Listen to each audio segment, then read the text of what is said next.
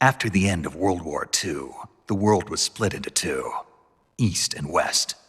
This marked the beginning of the era called the Cold War.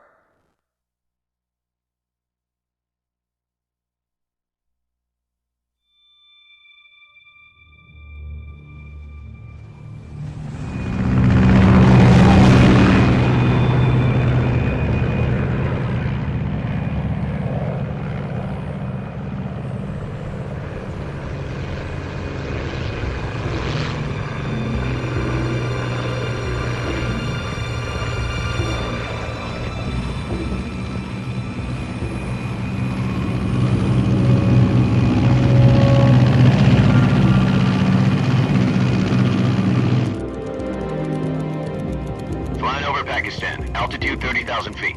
Approaching Soviet airspace. 20 minutes to drop off. Commencing internal depressurization. Equipment check. Arm main parachute. All right. You ready to go? Drop zone still showing a high pressure mass. Cav okay. Good. We've got high visibility.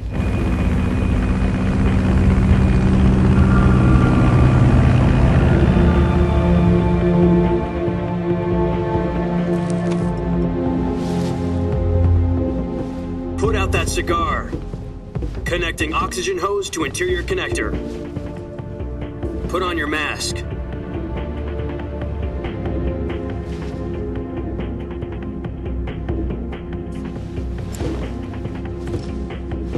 Does this panty waste know what he's doing? Approaching release point. 10 minutes to drop off. Hey, are you deaf? He said put out the cigar and put on your mask.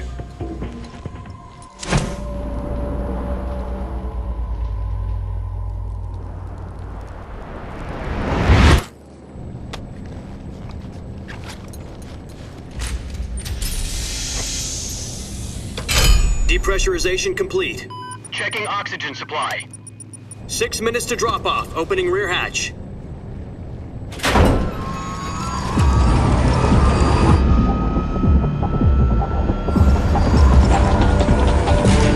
Sunrise.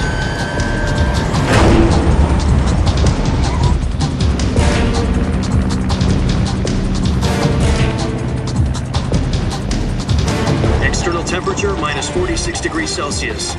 2 minutes to drop off. Stand up. You'll be falling at 130 miles per hour. Try not to get frostbite from the wind chill. 1 minute to drop off. Move to the rear. Activate bailout model. This is one for the history books. The world's first halo jump. 10 seconds to drop off. Stand by.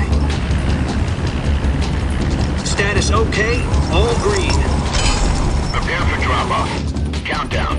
5, 4, 3, 2, 1. Spread your wings And fly. God be with you.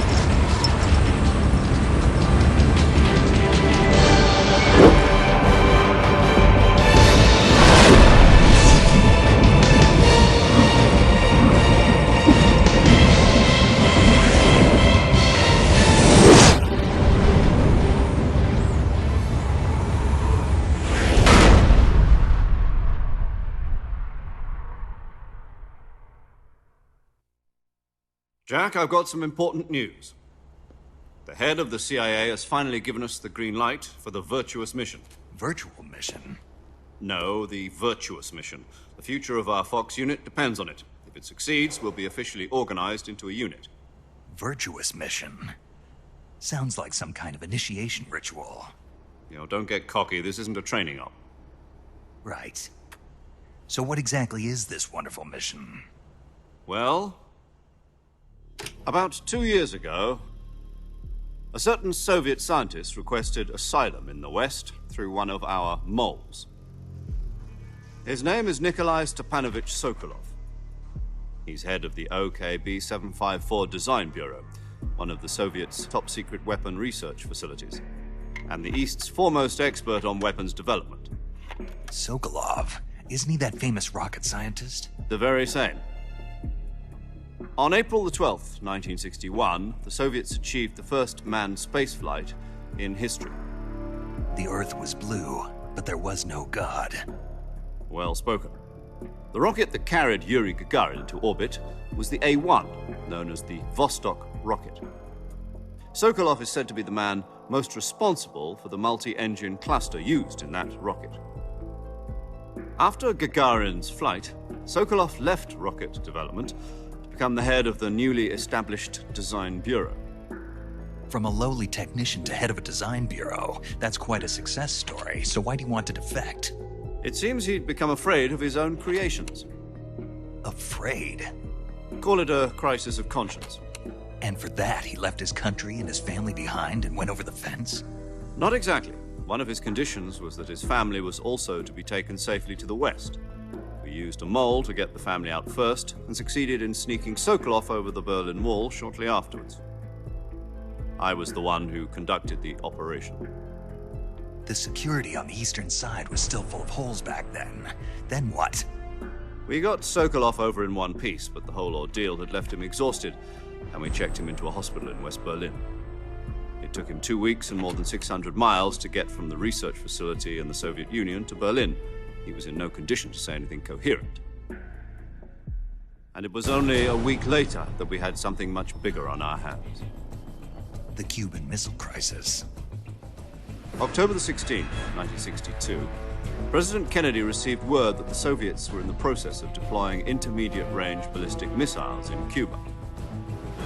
The President demanded that the Soviets dismantle and remove the missiles. At the same time, he announced a naval blockade to prevent further missile shipments from reaching Cuba. But the Soviets didn't back down, instead placing their armed forces on secondary alert. Soviet transport ships carrying missiles continued on course towards Cuba. US and Soviet forces went on alert for an all-out nuclear war. Frantic negotiations were conducted through the UN's Emergency Security Council and unofficial channels to end the hair-trigger standoff. Finally, on October the 28th, the Soviet Union agreed to remove its missiles from Cuba, and so the world avoided a nuclear holocaust. But in order to get the Soviets to pull their missiles out, we had to make a deal. You mean the one where the US agreed to remove its IRBMs from Turkey? No. The Jupiter IRBMs deployed in Turkey were obsolete, and we were going to get rid of them anyway. They had no strategic value whatsoever to either the US or the Russians. The Turkey deal was a ruse, a cover story that was fed to the other intelligence agencies around the world. So what did the Russians really want? Sokolov. They wanted us to return Sokolov. You mean the Soviets pulled out of Cuba just to get their hands on Sokolov? That's right. What the hell was he working on? At the time, we had no idea. We were running out of time. It was either give up Sokolov or risk full-scale nuclear war. In the end, we had no choice. President Kennedy gave in to Khrushchev's demand. The next day, I got Sokolov out of the hospital, handing him over to agents on the eastern side. Sokolov kept on screaming, "Save me," until he disappeared from my sight. Then, a month ago, we received some new information from one of our moles. About Sokolov? Yes. He was taken back to the research facility and forced to continue working on the weapon in question under KGB supervision. What's more, it's on the verge of completion. So what kind of weapon is it? Something to do with space rockets? No, missiles. Same technology. I guess you're right. We don't know the details, but it appears to be a new kind of nuclear device. For half a year now, the Soviets have been conducting frequent nuclear tests at Semipalatinsk. Something to do with the weapon, I assume. We're talking about a secret weapon so big that Khrushchev was ready to pull out of Cuba to get it back. Is Sokolov still in the facility? No. According to our intelligence, he's in Selinoyarsk, a place in the mountains about 3 miles to the west that's known as the Virgin Cliffs. The Virgin Cliffs. Nice name for a virtuous mission. They moved him there just recently. Why? Apparently, they're conducting a field test of the weapon, but it's our best chance to get him back. This mission would never have been possible if he was still in the research facility. This is our last chance. Sokolov must have known that too when he contacted us.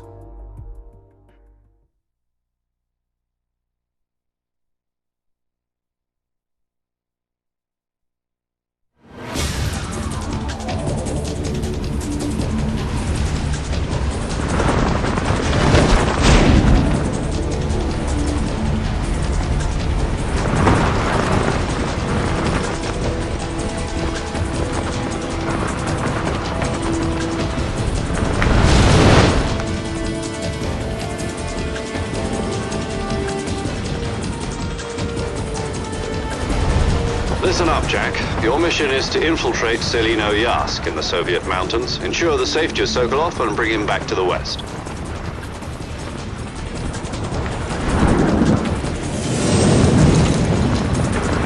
If we don't get Sokolov back before that weapon is complete, we'll be facing a major crisis. The clock is ticking.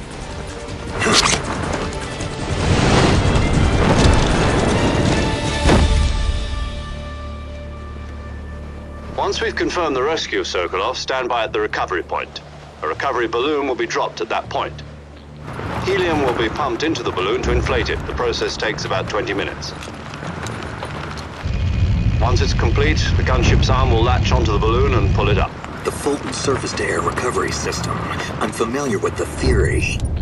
Take it easy. It's been combat-proven. Do you think Sokolov is up to it? The shock will be less than during a parachute jump, and the arm can handle up to 500 pounds. So you're planning on going over the border in a single combat Talon? She's equipped with two 6-barrel 20mm Vulcan cannons, as well as two 40mm machine guns.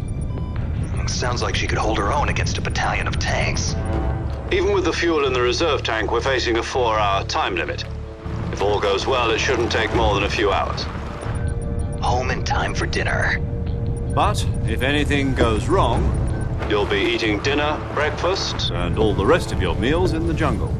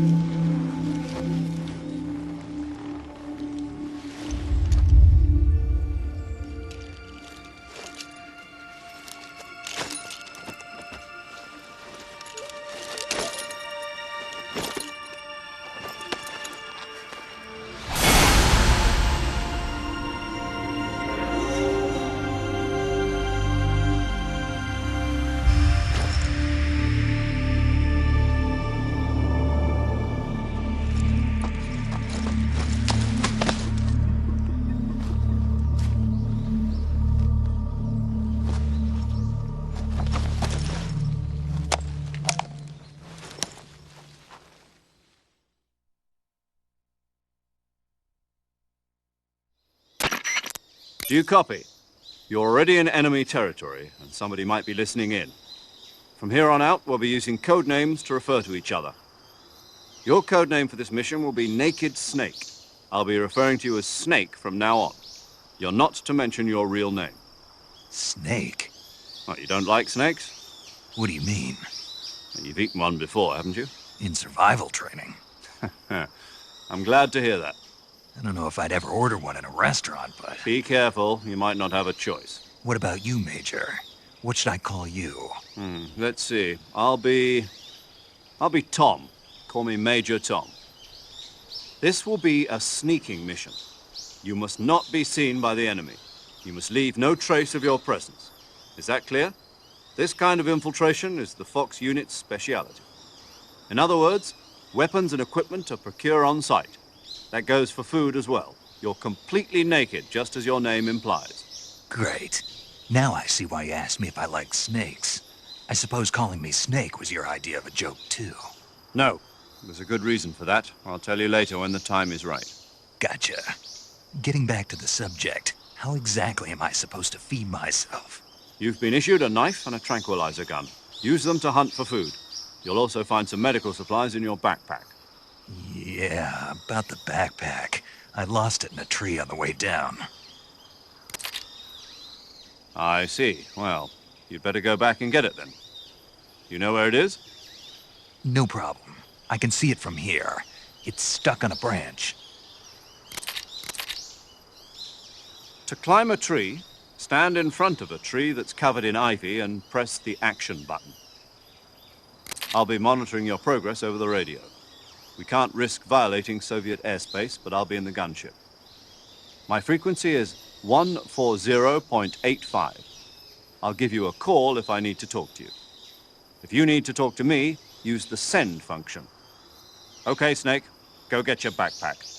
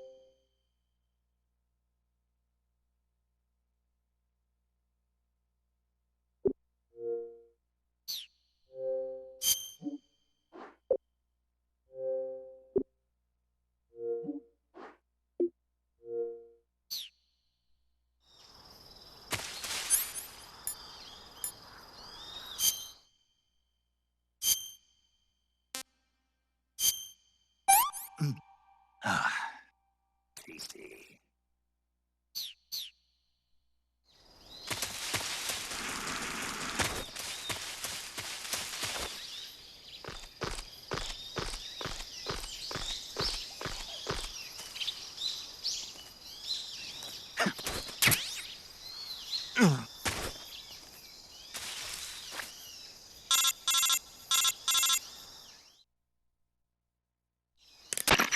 I see you've retrieved your backpack, Snake. To equip a weapon, it's necessary to take it out of your backpack. In the survival viewer, choose Weapon from the backpack. Your available weapons will be displayed in a window in the upper left. From that list, choose the weapon you want to equip and press the Enter button. For other equipped items, just do the same thing from Item. Got it. Use the survival viewer backpack. Yep, that's right. Survival is fundamental to this mission. After you've been out in the field for a while, your stamina will start to drop. If your stamina gets too low, it'll affect your performance. You won't be able to shoot accurately, for example, and your wounds won't heal as smoothly. Keep an eye on your stamina so you don't run out. To recover lost stamina, you can hunt for local flora and fauna. You can use either your tranquilizer gun or your knife to hunt. My only weapon is a Mark 22 Hush Puppy tranquilizer gun? That's right. It's been fitted with its own suppressor. However, the suppressor will deteriorate every time you fire. Once its durability reaches 0, the noise suppression effect will be gone. So don't get too trigger happy with it. The suppressor's durability is shown in the icon. Any weapons and equipment beyond what you're carrying now, you'll have to find as you go. I have to find my own weapons and equipment? Whose crazy idea was this anyway? Solo covert actions are standard Fox operating procedure. You can't leave any traces of your presence. No weapons, equipment, footprints, sweat, or bodily waste. The same goes for bullets and cartridges, too. Your presence in enemy territory is already a violation of international conventions of warfare. There aren't supposed to be any American soldiers in Russia. It could spark an international incident. You can't let anyone see you. You can't let the enemy know you're there. This is a stealth mission. You're a ghost, Snake, in every sense of the word. And there'll be no rescue if you're captured. The military and US government will deny any involvement in the affair. Then I'll just have to take care of myself, huh? I'm afraid so. You've been given a fake death pill for that purpose. SIS guidelines stipulate that soldiers on covert ops like this one be issued a potassium cyanide capsule. Tape it to your body so you can take it when you need to. How generous of you. Use it if you're taken prisoner by the enemy. It'll send you into a state of false death for a short time. Fooling them into thinking that I'm really dead. So how do I come back to life? Just take the revival pill. You mean that thing they put in my tooth before the mission? That's the one. But be careful. If you remain in a state of false death for too long, nothing will be able to bring you back. Remember that. I'll keep it in mind. You said this was a solo mission, right? Right. I guess that means I can't count on any reinforcements. Correct. The mission rests entirely in your hands. A real one-man army. Relax. There's a support team ready to back you up over the radio. Who? I'll introduce them to you. This time, survival is of utmost importance. The first member of the support team will be in charge of monitoring your physical condition, acting as a medic, so to speak, as well as recording your mission data. She's a member of Fox as well, and she's here on the gunship with me. She? Hello, Snake. I'm paramedic. Nice to meet you. Paramedic. As in a medic who comes in by parachute. Aren't you going to tell me your real name? Are you going to tell me yours, Mr. Snake? My name, huh? It's John Doe. And they call you Jack for short. You're a regular Captain Nemo. A name means nothing on the battlefield. After a week, no one has a name. What's your name? Jane Doe. Very funny. I wasn't joking, but I'll tell you my name only if you manage to make it back alive. My frequency is 145.73. She's also in charge of recording your mission data. Whenever you want to save, send a message over the reserved save frequency, 140.96. So saving lets me record my mission data. That's right. It also records the state of your health. Good to know. There's one more person I want to introduce you to, Snake. Huh? Speaking of snakes, you remember the boss, don't you? A legendary soldier and your mentor. Actually, it was the boss that got the DCI's authorization in the first place. She's going to be serving as Fox's mission advisor. The boss is? She also helped me plan this mission. She and I were at SAS together. Jack, is that you? How many years has it been? Boss? That's right. It's me. Talk to me. Let me hear your voice. It's been 5 years, 72 days, and 18 hours. You've lost weight. You can tell just by the sound of my voice. Of course I can. I know all about you. Really? Well, I don't know anything about you. What's that supposed to mean? Why'd you disappear on me all of a sudden? I was on a top-secret mission. You didn't need me anymore. But there were still so many things I wanted you to teach me. No, I taught you everything you needed to know about fighting techniques. I taught you all I could. The rest you needed to learn on your own. Techniques, sure. But what about how to think like a soldier? How to think like a soldier? I can't teach you that. A soldier needs to be strong in spirit, body, and technique. And the only thing you can learn from someone else is technique. In fact, technique doesn't even matter. What's most important is spirit. Spirit and body are like two sides of a single coin. They're the same thing. I can't teach you how to think. You'll just have to figure it out for yourself. Listen to me, Jack. Just because soldiers are on the same side right now doesn't mean they always will be. Having personal feelings about your comrades is one of the worst sins you can commit. Politics determine who you face on the battlefield. And politics are a living thing. They change along with the times. Yesterday's good might be tomorrow's evil. Is that why you abandoned me? No, it had nothing to do with you. I already told you, Jack. I was on a top-secret mission. A soldier has to follow whatever orders he's given. It's not his place to question why. But you're looking for a reason to fight. You're a natural-born fighter, but you're not quite a soldier. A soldier is a political tool, nothing more. That's doubly true if he's a career soldier. Right and wrong have no place in his mission. He has no enemies and no friends. Only the mission. You follow the orders you're given. That's what being a soldier is. I do whatever I have to get the job done. I don't think about politics. That's not the same thing. Sooner or later, your conscience is going to bother you. In the end, you have to choose whether you're going to live as a soldier or just another man with a gun. There's a saying in the Orient, loyalty to the end. Do you know what it means? Being patriotic. It means devoting yourself to your country. I follow the president and the top brass. I'm ready to die for them if necessary. The president and the top brass won't be there forever. Once their terms are up, others will take their place. I follow the will of the leader, no matter who's in charge. People aren't the ones who dictate the missions. Then who does? The times. People's values change over time, and so do the leaders of a country. So there's no such thing as an enemy in absolute terms. The enemies we fight are only enemies in relative terms, constantly changing with the times. As long as we have loyalty to the end, there's no point in believing in anything, even in those we love. And that's the way a soldier's supposed to think? The only thing we can believe in with absolute certainty is the mission, Jack. All right, but do me a favor. What is it? Call me Snake. Snake. Oh, right. Your code name is Snake. It suits you well. That's right. The legendary unit that the boss put together during World War II was a snake. The Cobra unit, a group of heroes that brought the war to an end and saved the world. As long as you've got a legendary hero backing you up, you'll be fine. Isn't that right, Snake? Yeah, I can't think of anyone else I'd rather have with me. Oh, and one more thing, boss. Yes? It's good to hear your voice again. Same here. After all, who knows if either of us will make it out alive? Snake, you are always best at urban warfare and infiltrating buildings. But this is the jungle.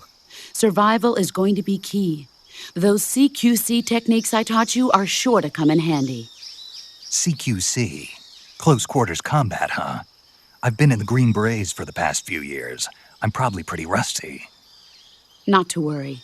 I'll be here to help you remember. After all, this is your first actual survival mission. I'll be supporting you over the radio. Where are you, boss? Next to the Major? The boss is communicating with us by radio from aboard a Permit-class submarine in the Arctic Ocean. My frequency is 141.80. Call me if you need my advice on battle techniques. Gotcha. Your mission is to retrieve Dr. Sokolov. Dr. Sokolov is being held in an abandoned factory located to the north of your current position. Avoid heavy combat and don't let anyone see you. Don't forget that this is a stealth mission.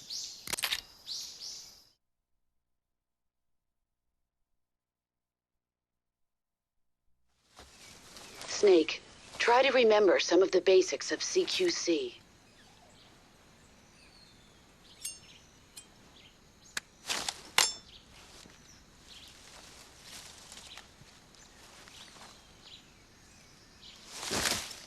Commencing virtuous mission now.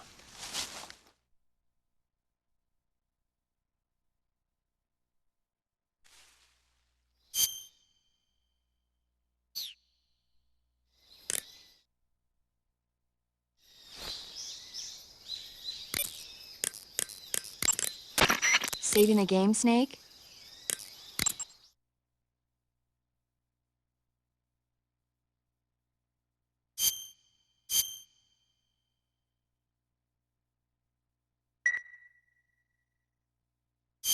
Hey, Snake, you ever heard of Godzilla King of Monsters? No, what is it?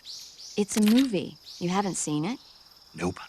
It's about this monster called Godzilla who grows to an enormous size in a nuclear test and goes on a rampage in Tokyo.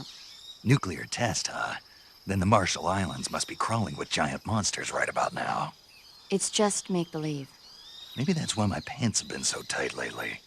Snake, it's a movie, not a report out of Los Alamos. I know. So then what happened? Godzilla is immune to all weapons, and humanity has no way to stop the monster. Dr. Shirazawa develops a new type of weapon, but meanwhile, Godzilla is getting closer and closer to Tokyo, obliterating everything in its path. It was originally a Japanese movie, but they made an American version, too. I recommend seeing the original Japanese one if you ever get the chance. It's mostly mindless fun, but it's also got a serious anti-nuke message as well. Where can I see the original? You'll just have to go to Japan. Really? That's too bad. Well, if you wait 40 years, you might be able to see it in America, too. Why's that? 2004 will be Godzilla's 50th birthday. You think they're still going to be making Godzilla movies then? Of course! Everybody loves Godzilla. You sure know a lot about movies. I don't suppose you're the movie-watching type, are you? Not really. Okay, then I'll tell you everything I know. When the going gets tough, movies can save your life. It's always good to be able to look at things from a different perspective when you get in a jam. That's the magic of movies. No kidding. Well, I guess it might at least make a nice distraction. That's the spirit, Snake. Have a little fun.